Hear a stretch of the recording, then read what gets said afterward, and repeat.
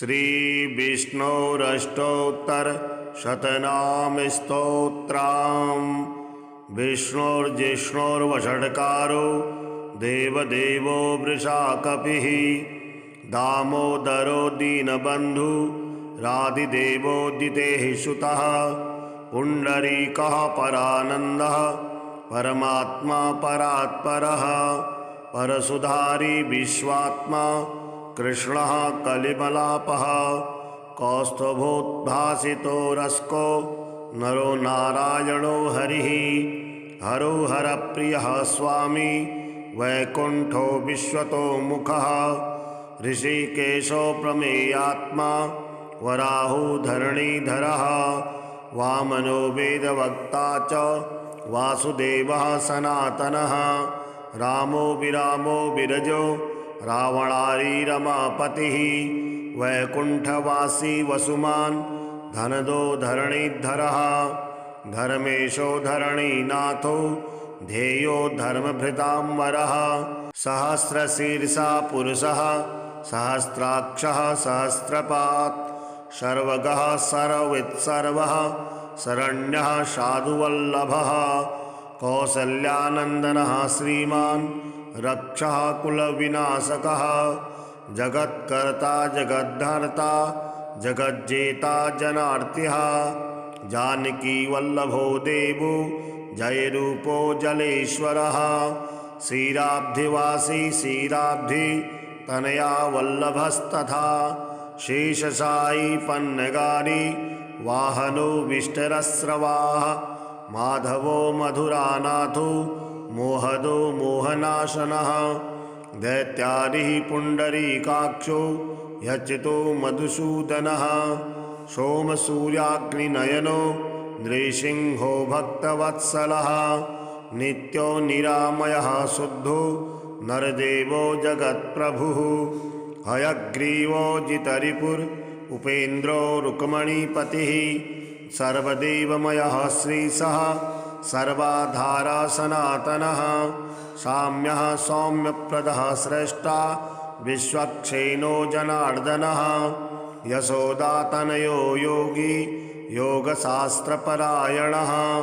रुद्रात्मको रुद्रमूर्तिः राघवो मधुसूदनः इति ते कथितं दिव्यं नाम्नाष्टोत्तरं शतं सर्वपापहरं पुण्यं विष्णोरमिततेजसः दुःखदारिद्र्यदौर्भाग्य नाशनं सुखवर्धनं सर्वसम्पत्करं सौम्यं महापातकनाशनं प्रातरुत्थाय विप्रेन्द्र पठेदेकाग्रमानसः तस्य नश्यन्ति विपदां राशयः सिद्धिमवाप्नुयात्। विष्णुर्जिष्णुर्वषट्कारो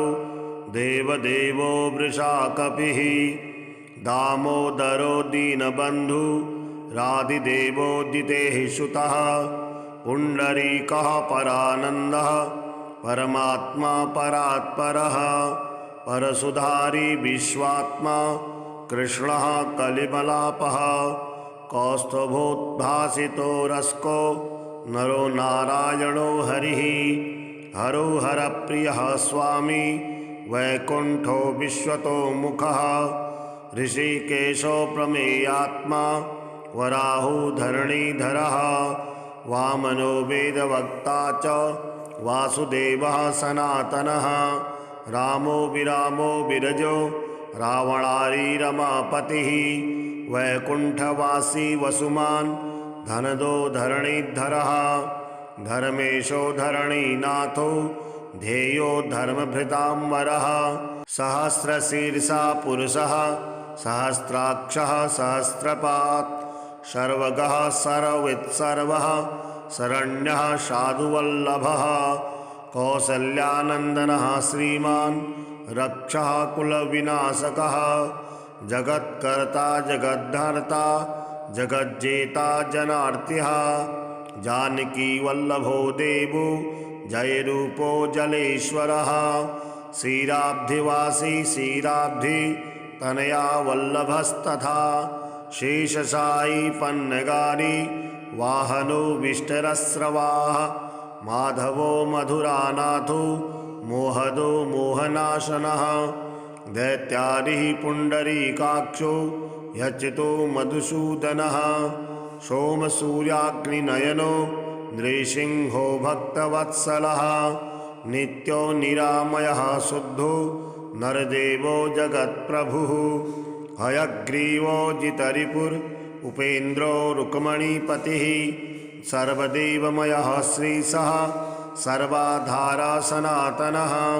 साम्यः सौम्यप्रदः श्रेष्ठा विश्वक्षेनो जनार्दनः यशोदातनयो योगी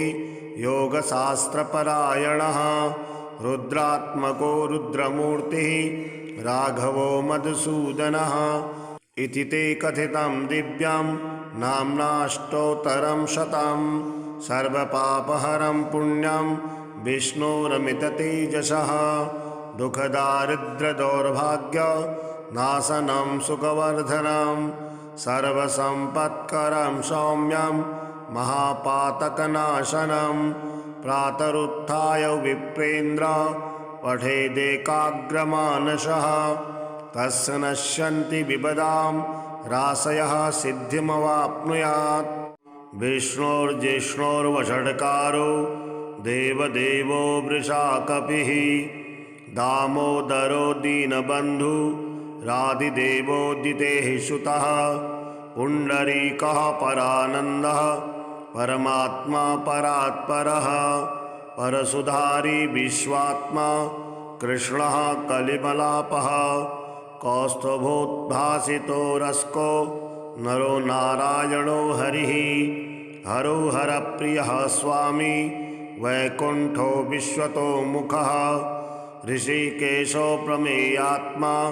वराहो धरणीधरः वामनो वेदवक्ता च वासुदेवः सनातनः रामो विरामो विरजो रावणारी रमापतिः वैकुण्ठवासी वसुमान् धनदो धरणीधरः धर्मेशो धरणीनाथो ध्येयो धर्मभृताम्बरः सहस्रशीर्षा पुरुषः सहस्राक्षः सहस्रपात् सर्वगः सर्ववित्सर्वः शरण्यः साधुवल्लभः कौसल्यानन्दनः श्रीमान् रक्षः कुलविनाशकः जगत्कर्ता जगद्धर्ता जगज्जेता जनार्तिः जानकीवल्लभो देवो जयरूपो जलेश्वरः क्षीराब्धिवासी क्षीराब्धि तनया वल्लभस्तथा शेषशायी पन्नगारी वाहनो विष्टरस्रवाः माधवो मधुरानाथो मोहदो मोहनाशनः दैत्यारिः पुण्डरीकाक्षो यच्चितो मधुसूदनः सोमसूर्याग्निनयनो नृसिंहो भक्तवत्सलः नित्यो निरामयः शुद्धो नरदेवो जगत्प्रभुः हयग्रीवो जितरिपुर उपेन्द्रो रुक्मणीपतिः सर्वदेवमयः श्रीशः सर्वाधारा सनातनः साम्यः सौम्यप्रदः श्रेष्ठा विश्वक्षेनो जनार्दनः यशोदातनयो योगी योगशास्त्रपरायणः रुद्रात्मको रुद्रमूर्तिः राघवो मधुसूदनः इति ते कथितं दिव्यं नाम्नाष्टोत्तरं शतं सर्वपापहरं पुण्यं विष्णोरमिततेजसः दुःखदारिद्र्यदौर्भाग्य नाशनं सुखवर्धनं सर्वसम्पत्करं सौम्यं महापातकनाशनं प्रातरुत्थाय विप्रेन्द्र पठेदेकाग्रमानसः तस्य नश्यन्ति विपदां राशयः सिद्धिमवाप्नुयात् विष्णोर्जिष्णोर्वषट्कारो देवदेवो वृषाकपिः दामोदरो दीनबन्धु राधिदेवोदितेः सुतः पुण्डरीकः परानन्दः परमात्मा परात्परः परशुधारी विश्वात्मा कृष्णः कलिमलापः कौस्तुभोद्भासितो रस्को नरो नारायणो हरिः हरो हरप्रियः स्वामी वैकुण्ठो विश्वतो मुखः ऋषिकेशो प्रमेयात्मा वराहो धरणीधरः वामनो वेदवक्ता च वासुदेवः सनातनः रामो विरामो विरजो रावणारी रमापतिः वैकुण्ठवासी वसुमान् धनदो धरणीधरः धर्मेशो धरणीनाथो ध्येयो धर्मभृताम्बरः सहस्रशीर्षा पुरुषः सहस्राक्षः सहस्रपात् सर्वगः सर्ववित्सर्वः शरण्यः साधुवल्लभः कौसल्यानन्दनः श्रीमान् रक्षः कुलविनाशकः जगत्कर्ता जगद्धर्ता जगज्जेता जनार्तिः जानकीवल्लभो देवो जयरूपो जलेश्वरः क्षीराब्धिवासी क्षीराब्धि तनया वल्लभस्तथा शेषशायी पन्नगारी वाहनो विष्टरस्रवाः माधवो मधुरानाथो मोहदो मोहनाशनः दैत्यादिः पुण्डरीकाक्षो यच्चितो मधुसूदनः सोमसूर्याग्निनयनो नृसिंहो भक्तवत्सलः नित्यो निरामयः शुद्धो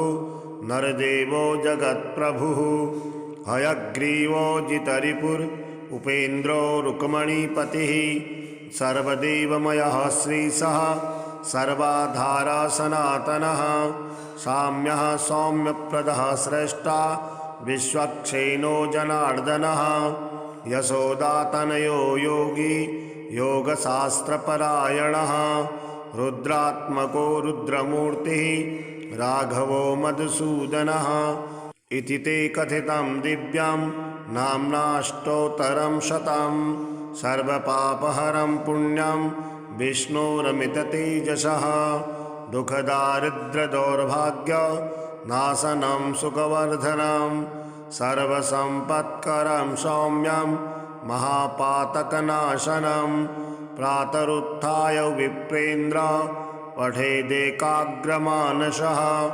तस्य नश्यन्ति विपदां राशयः सिद्धिमवाप्नुयात् विष्णोर्जिष्णोर्वषट्कारो देवदेवो वृषाकपिः दामोदरो दीनबन्धु राधिदेवोदितेः सुतः पुण्डरीकः परानन्दः परमात्मा परात्परः परशुधारी विश्वात्मा कृष्णः कलिमलापः कौस्तुभोद्भासितो रस्को नरो नारायणो हरिः हरो हरप्रियः स्वामी वैकुण्ठो विश्वतो मुखः ऋषिकेशो प्रमेयात्मा वराहो धरणीधरः वामनो वेदवक्ता च वासुदेवः सनातनः रामो विरामो विरजो रावणारी रमापतिः वैकुण्ठवासी वसुमान् धनदो धरणीधरः धर्मेशो धरणीनाथो ध्येयो धर्मभृताम्बरः सहस्रशीर्षा पुरुषः सहस्राक्षः सहस्रपात् सर्वगः सर्ववित्सर्वः शरण्यः साधुवल्लभः कौसल्यानन्दनः श्रीमान् रक्षः कुलविनाशकः जगत्कर्ता जगद्धर्ता जगज्जेता जनार्तिः जानकीवल्लभो देवो जयरूपो जलेश्वरः क्षीराब्धिवासी क्षीराब्धि तनया वल्लभस्तथा शेषशायी पन्नगारी वाहनो विष्टरस्रवाः माधवो मधुरानाथो मोहदो मोहनाशनः दैत्यादिः पुण्डरीकाक्षो यच्चितो मधुसूदनः सोमसूर्याग्निनयनो नृसिंहो भक्तवत्सलः नित्यो निरामयः शुद्धो नरदेवो जगत्प्रभुः हयग्रीवो जितरिपुर उपेन्द्रो रुक्मणीपतिः सर्वदेवमयः श्रीशः सर्वाधारा सनातनः साम्यः सौम्यप्रदः श्रेष्ठा विश्वक्षेनो जनार्दनः यशोदातनयो योगी योगशास्त्रपरायणः रुद्रात्मको रुद्रमूर्तिः राघवो मधुसूदनः इति ते कथितं दिव्यं नाम्नाष्टोत्तरं शतं सर्वपापहरं पुण्यं विष्णोरमिततेजसः दुःखदारिद्र्यदौर्भाग्यनाशनं सुखवर्धनं सर्वसम्पत्करं सौम्यं महापातकनाशनं प्रातरुत्थाय विप्रेन्द्र पठेदेकाग्रमानसः तस्य नश्यन्ति विपदां राशयः सिद्धिमवाप्नुयात् विष्णोर्जिष्णोर्वषट्कारो देवदेवो वृषाकपिः दामोदरो दीनबन्धु राधिदेवोदितेः सुतः पुण्डरीकः परानन्दः परमात्मा परात्परः परशुधारी विश्वात्मा कृष्णः कलिमलापः कौस्तुभोद्भासितो रस्को नरो नारायणो हरिः हरो हरप्रियः स्वामी वैकुण्ठो विश्वतो मुखः ऋषिकेशो प्रमेयात्मा वराहो धरणीधरः वामनो वेदवक्ता च वासुदेवः सनातनः रामो विरामो विरजो रावणारी रमापतिः वैकुण्ठवासी वसुमान् धनदो धरणीधरः धर्मेशो धरणीनाथो ध्येयो धर्मभृताम्बरः सहस्रशीर्षा पुरुषः सहस्राक्षः सहस्रपात् सर्वगः सर्ववित्सर्वः शरण्यः साधुवल्लभः कौसल्यानन्दनः श्रीमान् रक्षः कुलविनाशकः जगत्कर्ता जगद्धर्ता जगज्जेता जनार्तिः जानकीवल्लभो देवो जयरूपो जलेश्वरः क्षीराब्धिवासी क्षीराब्धि तनया वल्लभस्तथा शेषशायी पन्नगारी वाहनो विष्टरस्रवाः माधवो मधुरानाथो मोहदो मोहनाशनः दैत्यादिः पुण्डरीकाक्षो यच्चितो मधुसूदनः सोमसूर्याग्निनयनो नृसिंहो भक्तवत्सलः नित्यो निरामयः शुद्धो नरदेवो जगत्प्रभुः हयग्रीवो जितरिपुर उपेन्द्रो रुक्मणीपतिः सर्वदेवमयः श्रीशः सर्वाधारा सनातनः साम्यः सौम्यप्रदः श्रेष्ठा विश्वक्षेनो जनार्दनः यशोदातनयो योगी योगशास्त्रपरायणः रुद्रात्मको रुद्रमूर्तिः राघवो मधुसूदनः इति ते कथितं दिव्यं नाम्नाष्टोत्तरं शतं सर्वपापहरं पुण्यं विष्णोरमिततेजसः दुःखदारिद्र्यदौर्भाग्यनाशनं सुखवर्धनं सर्वसम्पत्करं सौम्यं महापातकनाशनं प्रातरुत्थाय विप्रेन्द्र पठेदेकाग्रमानसः तस्य नश्यन्ति विपदां राशयः सिद्धिमवाप्नुयात् विष्णोर्जिष्णोर्वषट्कारो देवदेवो वृषाकपिः दामोदरो दीनबन्धु राधिदेवोदितेः सुतः पुण्डरीकः परानन्दः परमात्मा परात्परः परशुधारी विश्वात्मा कृष्णः कलिमलापः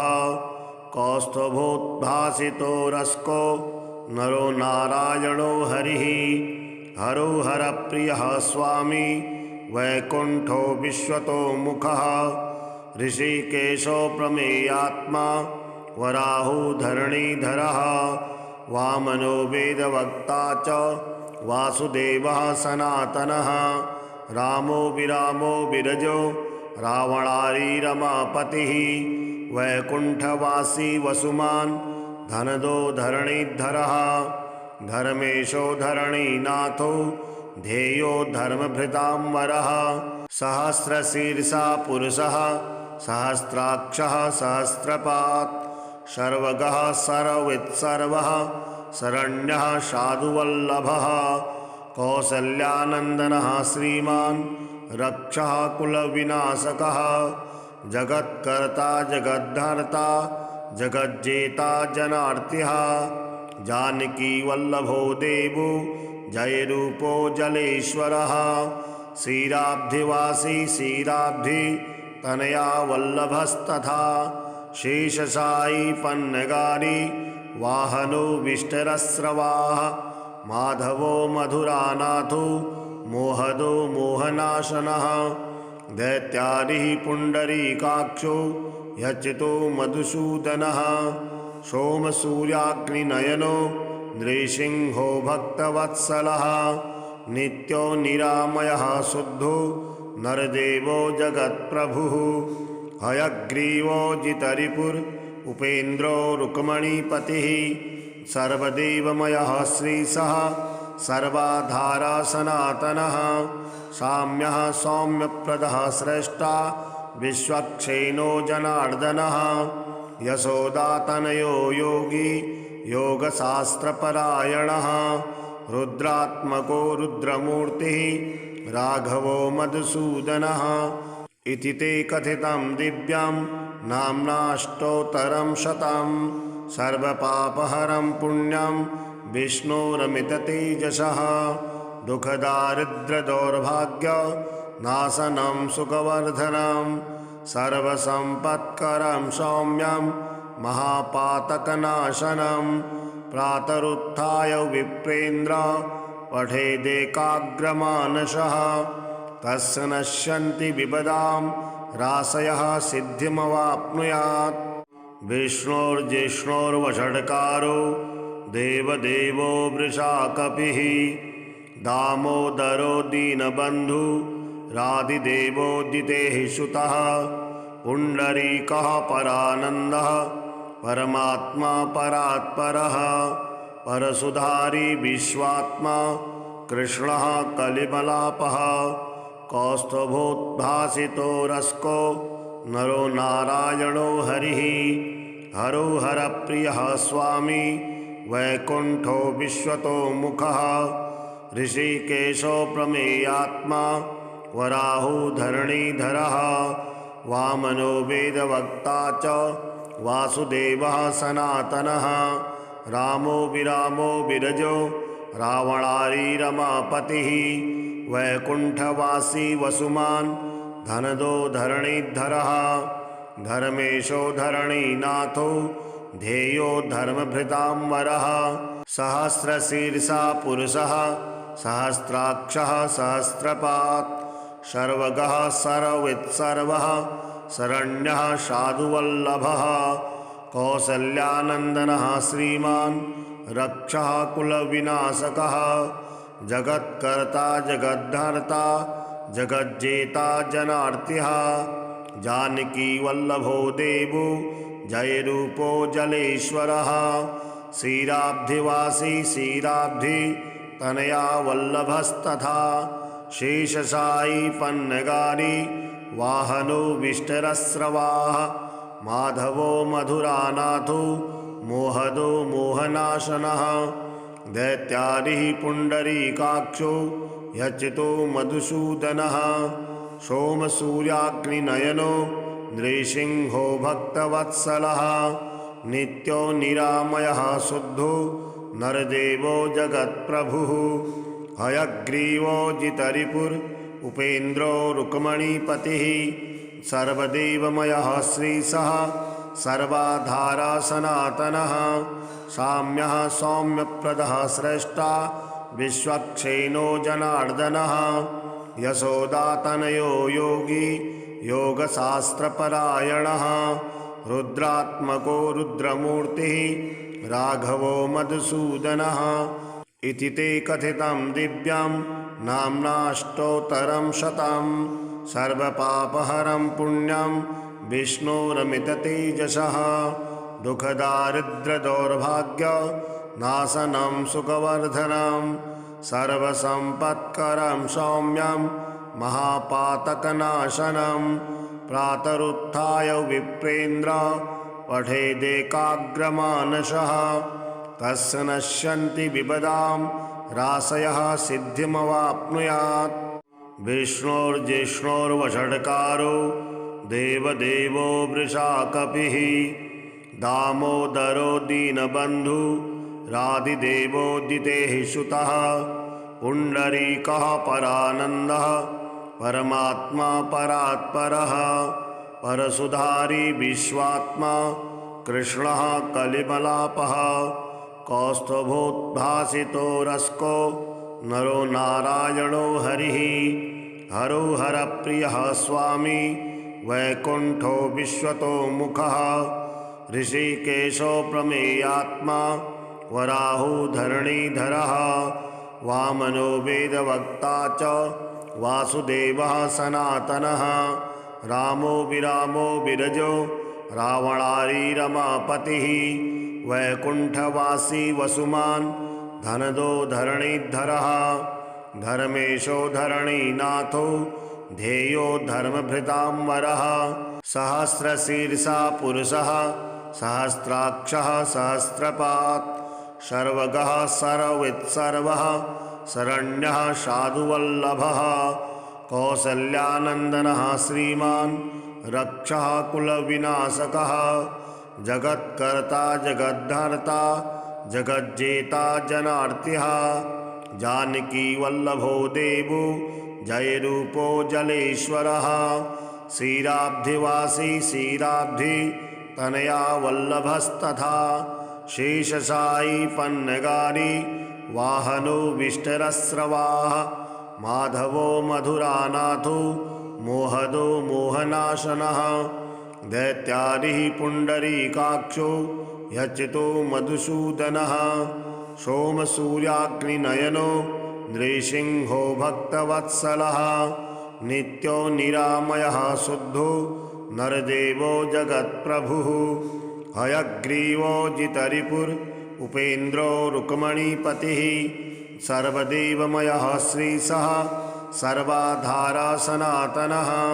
साम्यः सौम्यप्रदः श्रेष्ठा विश्वक्षेनो जनार्दनः यशोदातनयो योगी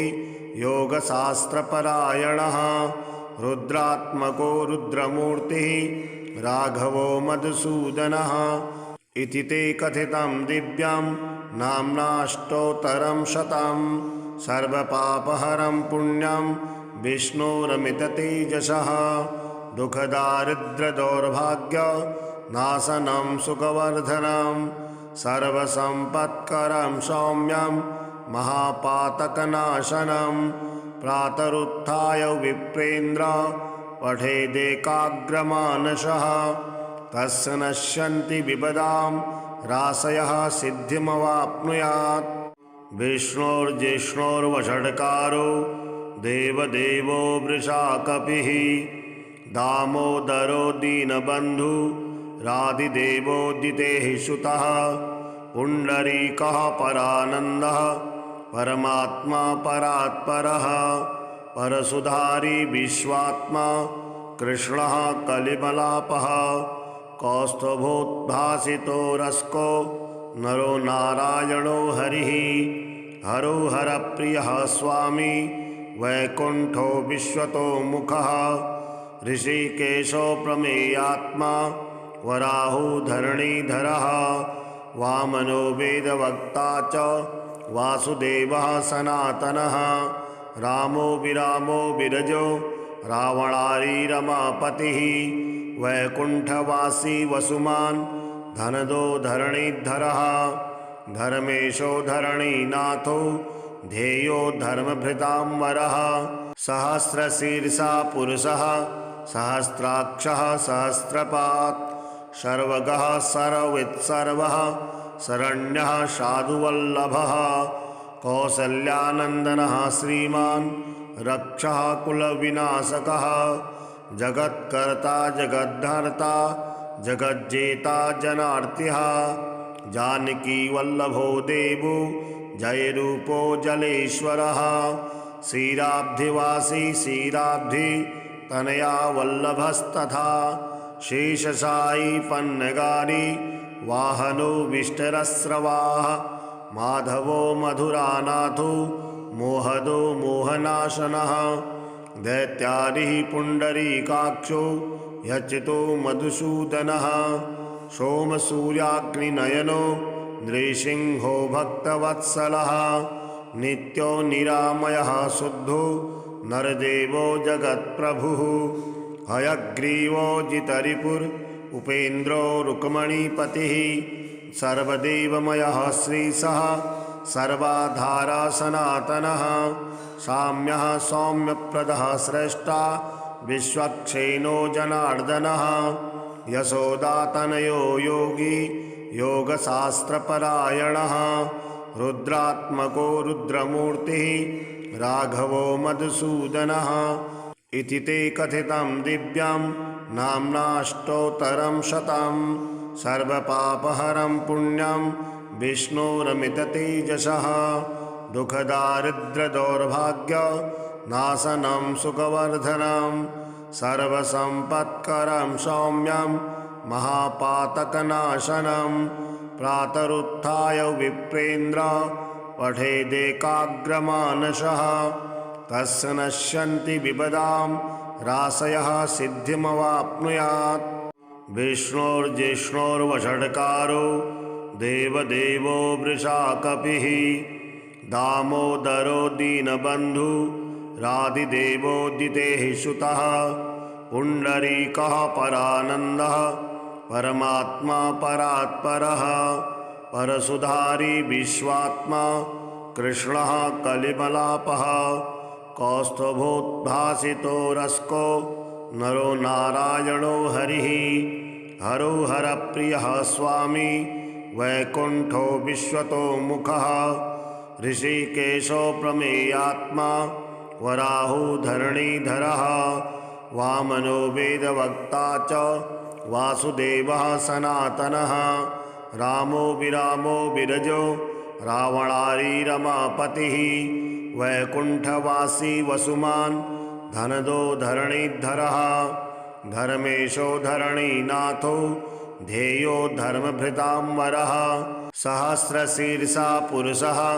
सहस्राक्षः सहस्रपात् सर्वगः सर्ववित्सर्वः शरण्यः साधुवल्लभः कौसल्यानन्दनः श्रीमान् रक्षः कुलविनाशकः जगत्कर्ता जगद्धर्ता जगज्जेता जनार्तिः जानकीवल्लभो देवो जयरूपो जलेश्वरः क्षीराब्धिवासी क्षीराब्धि तनया वल्लभस्तथा शेषशायी पन्नगारी वाहनो विष्टरस्रवाः माधवो मधुरानाथो मोहदो मोहनाशनः दैत्यादिः पुण्डरीकाक्षो यच्चितो मधुसूदनः सोमसूर्याग्निनयनो नृसिंहो भक्तवत्सलः नित्यो निरामयः शुद्धो नरदेवो जगत्प्रभुः हयग्रीवो जितरिपुर उपेन्द्रो रुक्मणीपतिः सर्वदेवमयः श्रीशः सर्वाधारा सनातनः साम्यः सौम्यप्रदः श्रेष्ठा विश्वक्षेनो जनार्दनः यशोदातनयो योगी योगशास्त्रपरायणः रुद्रात्मको रुद्रमूर्तिः राघवो मधुसूदनः इति ते कथितं दिव्यं नाम्नाष्टोत्तरं शतं सर्वपापहरं पुण्यं विष्णोरमिततेजसः दुःखदारिद्र्यदौर्भाग्य नाशनं सुखवर्धनं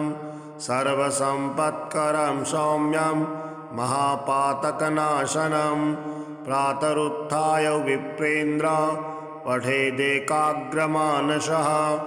तस्य नश्यन्ति विपदां राशयः सिद्धिमवाप्नुयात् विष्णोर्जिष्णोर्वषट्कारो देवदेवो वृषाकपिः दामोदरो दीनबन्धु राधिदेवोदितेः सुतः पुण्डरीकः परानन्दः परमात्मा परात्परः परसुधारी विश्वात्मा कृष्णः कलिमलापः कौस्तुभोद्भासितो रस्को नरो नारायणो हरिः हरो हरप्रियः स्वामी वैकुण्ठो विश्वतो मुखः ऋषिकेशो प्रमेयात्मा वराहो धरणीधरः वामनो वेदवक्ता च वासुदेवः सनातनः रामो विरामो विरजो रावणारी रमापतिः वैकुण्ठवासी वसुमान् धनदो धरणीधरः धर्मेशो धरणीनाथो ध्येयो धर्मभृताम्बरः सहस्रशीर्षा पुरुषः सहस्राक्षः सहस्रपात् सर्वगः सर्ववित्सर्वः शरण्यः साधुवल्लभः कौसल्यानन्दनः श्रीमान् रक्षः कुलविनाशकः जगत्कर्ता जगद्धर्ता जगज्जेता जनार्तिः जानकी वल्लभो देवो जयरूपो जलेश्वरः क्षीराब्धिवासी क्षीराब्धि तनया वल्लभस्तथा शेषशायी पन्नगारी वाहनो विष्टरस्रवाः माधवो मधुरानाथो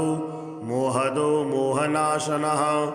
दैत्यादिः पुण्डरीकाक्षो यच्चितो मधुसूदनः सोमसूर्याग्निनयनो नृसिंहो भक्तवत्सलः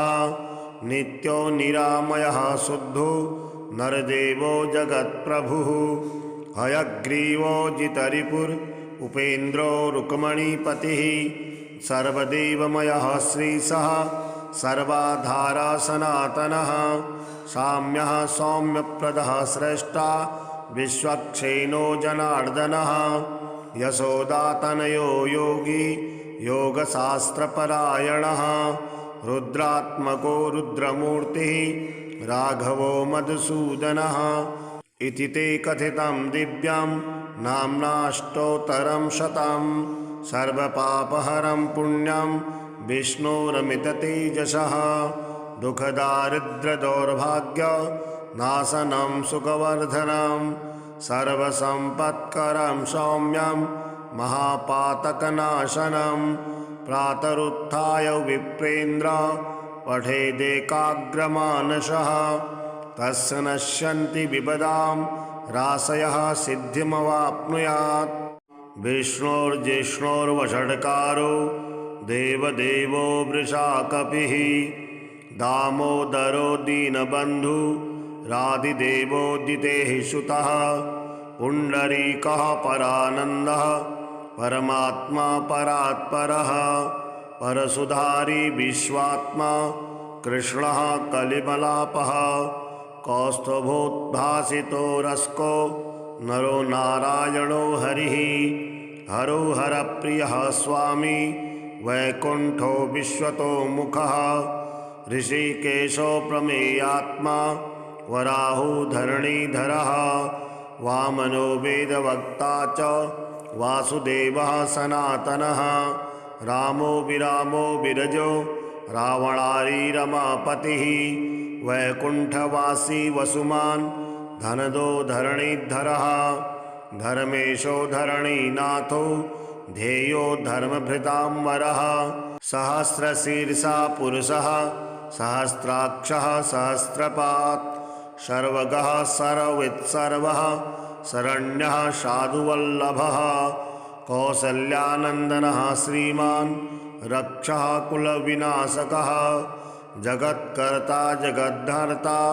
जगज्जेता जनार्तिः जानकी वल्लभो देवो जयरूपो जलेश्वरः क्षीराब्धिवासी क्षीराब्धि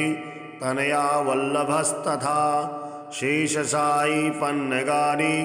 वाहनो विष्टरस्रवाः माधवो मधुरानाथो मोहदो मोहनाशनः दैत्यादिः पुण्डरीकाक्षो यच्चितो मधुसूदनः सोमसूर्याग्निनयनो नृसिंहो भक्तवत्सलः नित्यो निरामयः शुद्धो नरदेवो जगत्प्रभुः हयग्रीवो जितरिपुर उपेन्द्रो रुक्मणीपतिः सर्वदेवमयः श्रीशः सर्वाधारा सनातनः साम्यः सौम्यप्रदः श्रेष्ठा विश्वक्षेनो जनार्दनः यशोदातनयो योगी योगशास्त्रपरायणः रुद्रात्मको रुद्रमूर्तिः राघवो मधुसूदनः इति ते कथितं दिव्यं नाम्नाष्टोत्तरं शतं सर्वपापहरं पुण्यं विष्णोरमिततेजसः दुःखदारिद्र्यदौर्भाग्य नाशनं सुखवर्धनं सर्वसम्पत्करं सौम्यं महापातकनाशनं प्रातरुत्थाय विप्रेन्द्र पठेदेकाग्रमानसः तस्य नश्यन्ति विपदां राशयः सिद्धिमवाप्नुयात् विष्णोर्जिष्णोर्वषट्कारो देवदेवो वृषाकपिः दामोदरो दीनबन्धु राधिदेवोदितेः सुतः पुण्डरीकः परानन्दः परमात्मा परात्परः परशुधारी विश्वात्मा कृष्णः कलिमलापः कौस्तुभोद्भासितो रस्को नरो नारायणो हरिः हरो हरप्रियः स्वामी वैकुण्ठो विश्वतोमुखः